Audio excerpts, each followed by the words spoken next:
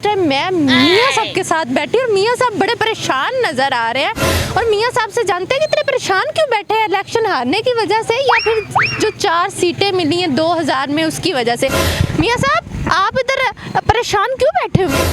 देखिए मेरी बात सुनिए, बात हारने की नहीं है, बात ये है कि कौम के साथ क्या सलूक करना है।